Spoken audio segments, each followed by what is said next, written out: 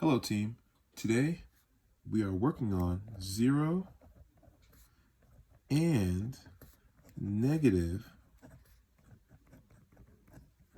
exponents, aka powers.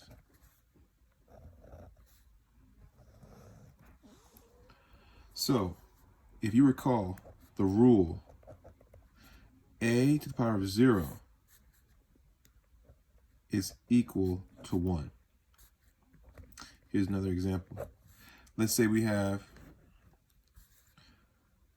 7 to the power of 0. Well, that's going to equal 1. If we have 4 to the power of 0, that will equal 1. Now keep in mind, let's say we have negative 10 to the power of 0. Well, that answer is going to be negative 1, because if you notice, we have the negative that's in front. Therefore, we have to keep that sign consistent. So it still has to be 1. Excuse me, it still has to be negative. So if we have negative 144 to the power of 0, that will equal negative 1. Again, you must keep the sign the same. Moving forward, let's say we have, so now we're moving on to negative exponents. So the rule is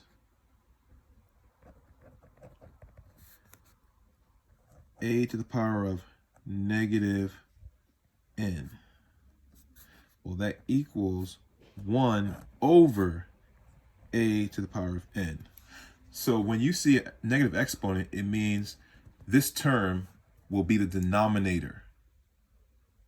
This term will be the denominator. So it's going to be over 1. 1 over the term.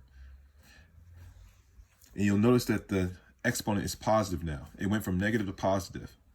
So whenever you see a negative sign as an exponent, the term that's associated with that negative sign will be the denominator. Here's an example. Let's say we have 2 to the power of negative 3. Well, that really equals 1 over 2 to the power of 3. It went from a negative exponent to a positive exponent once the term became the denominator. So our next step is 1 over 2 times 2 times 2. Well, why did I multiply 3 times? Well, because it says 2 is being multiplied 3 times. 2 times 2 times 2. And so our final answer will be 1 over, what's 2 times 2? 2 times 2 is 4, and then we're going to bring down the other 2, which equals 8. So therefore, our answer is 1 over 8. Let's try another one. Let's say we have 5 to the power of negative 2. That equals 1 over 5 to the power of 2. Remember, the negative sign, the negative exponent, means the term is going to be on the denominator side. Next, we have 1 over, well, how many times are we going to multiply 5? Twice. So it's going to be 5 times 5, which means 1 over 5 times 5 is 25. And that will be our final answer.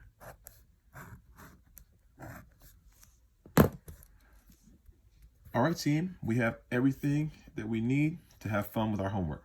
Thank you.